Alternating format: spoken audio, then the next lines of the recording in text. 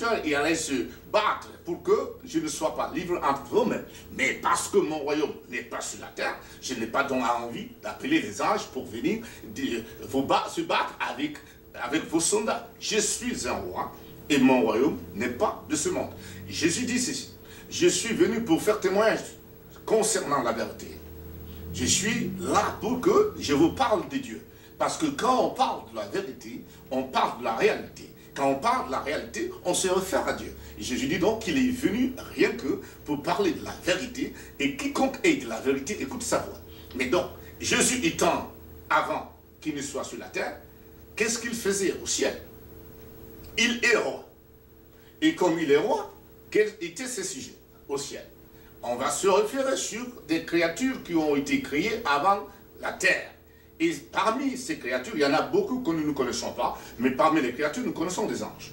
Donc, les anges ont été créés avant la terre. Et Jésus, donc, étant roi, les sujets sur lesquels il domine ne sont que ces sujets parmi lesquels se trouvent les anges, tels que l'ange Gabriel, tels que l'ange Michael, et les autres anges que nous ne connaissons pas. Et Jésus est donc également le roi. C'est pour cette raison que dans l'Apocalypse 19, nous allons voir le Seigneur Jésus-Christ qui marche sur un cheval blanc, et il est suivi par une armée, et son nom, il dit, c'est le fidèle, et son nom, c'est la parole de Dieu. Et il porte un nom nouveau. Il a toujours dit que celui qui vaincra, il va lui donner, donc il va lui donner une pierre sur laquelle il écrit son nom nouveau et le nom de son Père. Vous voyez, Jésus-Christ, il était un roi avant qu'il ne vienne sur la terre. Il est venu seulement sur la terre pour nous récupérer, afin que nous ne subissions pas ce que Dieu a préparé. C'est-à-dire, ce que Jésus lui-même va révéler.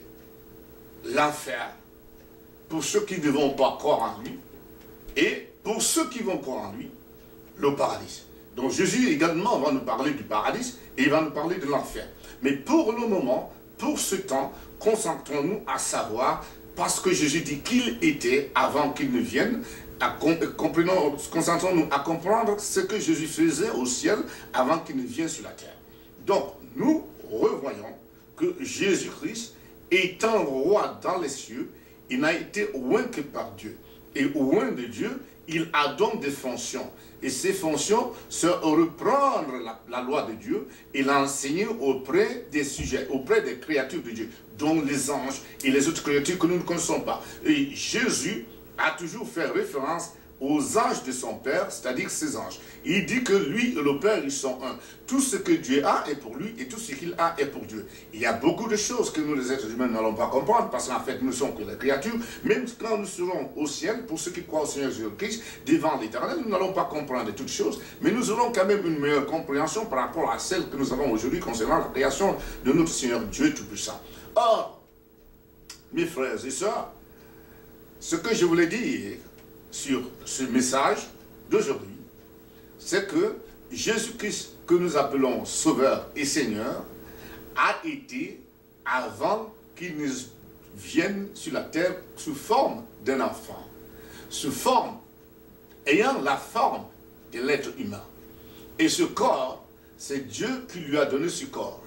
Il y a donc une possibilité, selon les faits, pour ceux qui aiment les faits et qui aiment les observations. Il y a une possibilité qu'un être divin comme Jésus-Christ habite la chair des hommes, comme notre chair. Donc, la chair, en réalité, n'est pas quelque chose de trop important dans les composantes qui composent l'être humain. Ou bien un individu, ou bien l'être à tout court, qu'il soit l'être divin ou l'être humain. Le corps que nous voyons n'est que le voile, c'est-à-dire n'est que la maison que Dieu donne à l'esprit et à l'âme, pour l'âme et l'esprit qui sont les deux composantes noyaux de l'être, qu'il soit être humain ou bien être divin. Donc ici, si nous continuons à voir, à observer la vie de Seigneur Jésus-Christ, nous allons donc comprendre comment est-ce que Dieu fait les choses.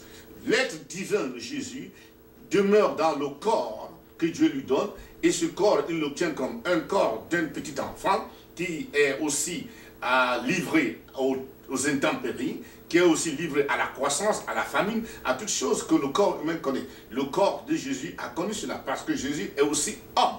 C'est pour cela qu'il a dit, je suis fils de Dieu, fils de l'âme. Amen.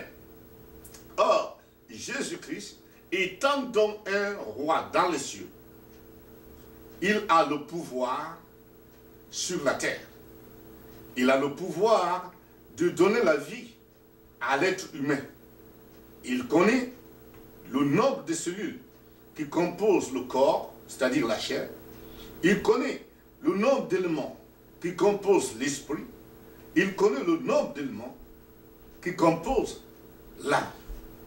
Or, au niveau des hommes, nous avons une difficulté à définir ce que c'est que l'esprit. Nous ne pouvons pas définir l'esprit parce que nous ne voyons pas l'esprit. Nous ne pouvons pas définir l'âme parce que nous ne voyons pas l'âme. On peut essayer de dire ce que le corps a en donnant les noms, qui ne sont même pas vrais. Ce n'est que notre compréhension pour que nous puissions nous entendre. Mais Jésus est celui, quand il enseigne ses disciples, il les enseigne pour qu'ils comprennent, afin que les disciples aussi aillent enseigner. C'est pour cette raison que Jésus-Christ a laissé une mission aux disciples. Jésus a envoyé les disciples pour former les disciples. Et Jésus n'a pas envoyé des gens pour former des religieux. Jésus n'a pas envoyé des gens pour qu'ils laissent ceux qui viennent à lui dans l'ignorance. Jésus a envoyé les disciples, les apôtres. Ils étaient 11, parce que Judas était déjà mort, mais qui a été remplacé par Matthias. Alors d'autres apôtres sont venus, tels que les apôtres Paul et les autres. Tous ces apôtres ont fait les disciples, c'est-à-dire les étudiants de Jésus-Christ. Qu'est-ce qu'ils les enseignaient? Ils les enseignaient le commandement de Dieu. Ils les enseignaient à vivre selon le commandement de Dieu. Jésus étant un roi, il vit et il ordonne le monde. Il met de l'ordre dans la création de Dieu à travers les lois que chacun doit respecter. Celui qui ne respecte pas ces lois, il est celui qui désobéit à la loi. Celui qui désobéit à la loi est celui qui est rebelle à une autorité qui est installée. Et le rebelle à l'autorité qui est installée, cette autorité c'est Jésus-Christ qui est installé par Dieu. Et celui qui se rebelle contre Jésus, c'est-à-dire qui ne veut pas de Jésus, c'est celui qui ne veut pas de Dieu. Et celui qui ne veut pas de Dieu, il va donc subir des sanctions. Mais si on vient à Jésus-Christ, c'est-à-dire on accepte l'autorité de Dieu, et alors comme Jésus est venu, nous allons le voir, la vie sur la terre, quelle était sa fonction, il est, mais pour le moment je peux quand même le dire, Jésus était un sacrificateur selon l'ordre de Melchisédek. Donc il est venu afin que il intercède pour toi et pour moi, pour que Dieu créateur pardonne mes péchés, pardonne tes péchés, et que quand notre corps se séparera de notre esprit, alors le Dieu Tout-Puissant nous donne un corps divin. Et là, nous allons vivre éternellement. Parce que le corps que nous portons ne peut pas hériter le royaume de Dieu. C'est-à-dire quoi? Le corps, s'il n'est pas éternel, il va disparaître, il va se décomposer et redevenir la terre. Mais le corps que Dieu donne après ceux qui auront accepté Jésus-Christ comme leur sauveur personnel et ceux qui auront vécu par rapport à la loi de Jésus-Christ qui est la loi de Dieu, à cela Dieu leur donne un autre corps, ce corps qui ne peut plus mourir. C'est pour cette raison que Jésus est sauveur. Il nous sauve de la mort, c'est-à-dire il nous sauve de l'enfer où nous mourons. C'est dans l'enfer que l'âme et l'esprit sont précipités, jetés, et ils y brûleront éternellement, selon le roi Jésus-Christ. Je vous remercie mes frères et sœurs, et pour le moment, j'aimerais que ceux qui écoutent ce message, qui ne sont pas encore disciples du Seigneur Jésus-Christ, qui ont peut-être cru, qui sont dans une quelconque religion, et qui aimeraient connaître la vérité, qui aimeraient connaître la volonté de Dieu par les faits et par les démonstrations divines, ce que nous appelons miracle, je vous invite, là où vous êtes, à répétez cette prière après moi. La prière que je dis ne va pas vous sauver. Mais cette prière vous engage devant Jésus-Christ afin que Jésus-Christ vous sauve. Et Jésus-Christ qui a le pouvoir de pardonner les péchés, il va vous les pardonner il a aussi la capacité, le pouvoir de vous donner la nourriture dont vous avez besoin, de vous donner les maisons où dormir, de vous donner du travail. Et Jésus a ce pouvoir, car il dit dans sa parole, tout pouvoir m'a été donné par le Père. Le pouvoir qui est dans les cieux et le pouvoir qui est sur la terre. Donc Jésus-Christ, il sait de quoi il parle. Il est mort, il est ressuscité. Et non seulement il est ressuscité, il est parti au ciel. Et il est assis à la droite de Dieu. Aujourd'hui, il y a beaucoup de gens qui ont vu Jésus-Christ. Et moi-même, je l'ai vu. Donc, Jésus est vivant. S'il est donc vivant, il est ce qu'il dit qu'il est. Quand vous courez vers Jésus, n'ayez pas peur. Ne pensez pas que ceux qui viennent à Jésus, ils viennent récolter la pauvreté. Ils viennent vivre dans la pauvreté. Ils n'auront ni à manger. Ils seront des mendiants. Ça, c'est une fausse idée. C'est très faux. Et Jésus-Christ est le propriétaire de la création, selon que Dieu lui a donné l'ordre. C'est Dieu qui lui a donné cela. Personne ne peut arracher ce que Dieu donne à son Fils Jésus-Christ. Il est l'unique héritier de la création de Dieu. Donc, Jésus connaît nos besoins. C'est lui qui a créé notre corps.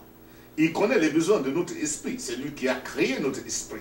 Il connaît les besoins de notre âme. C'est lui qui a créé notre âme. Il ne peut donc pas nous laisser mourir de faim, mourir de soif. Il ne peut pas nous laisser mourir de froid ou de chaleur. Non, Jésus sauve. Réellement, il a les subsistances pour quiconque vient à lui. Maintenant, répétez cette prière et comprenez ceci. Venir à Jésus n'est pas joindre un groupe quelconque. Venir à Jésus n'est pas joindre un mouvement quelconque. Venir à Jésus, ce n'est pas joindre une religion quelconque. Mais venir à Jésus, c'est venir devant le roi, qui a les lois, qui a les ordonnances, qui aimerait que nous vivions selon ses lois et ses ordonnances.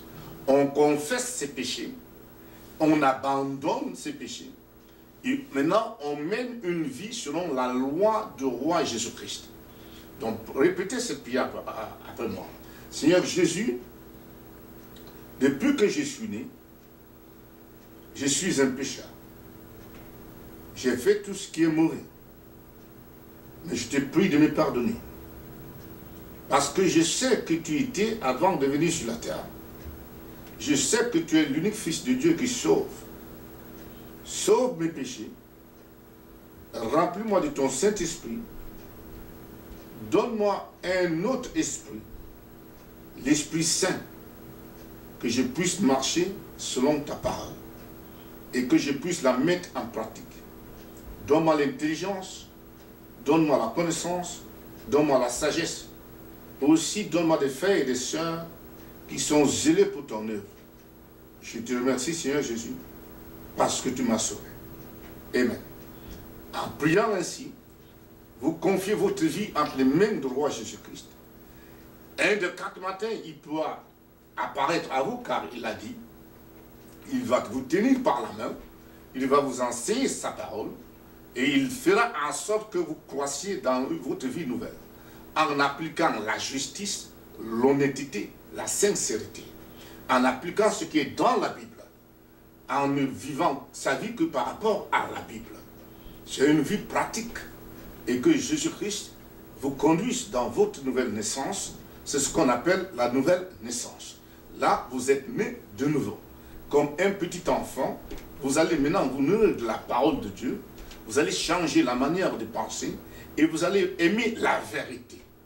Que le Seigneur et Jésus-Christ vous bénisse, que le Tout-Puissant Dieu, Yahweh, vous accorde le royaume, qu'il ouvre toutes les portes du monde, afin que vous prospériez, vous et votre famille, et que vous soyez un fils bien-aimé de Dieu, et que demain ou après-demain, vous continuez également à faire des disciples là où vous êtes, dans votre maison, dans votre travail, partout où vous êtes, que vous soyez de la lumière, comme le roi Jésus-Christ dit. Il faut étudier, il faut toujours étudier, il faut continuer toujours à étudier afin d'acquérir la sagesse, afin d'acquérir la connaissance et mettre cette connaissance en pratique. Que le Seigneur Jésus-Christ vous bénisse. Je vous en remercie.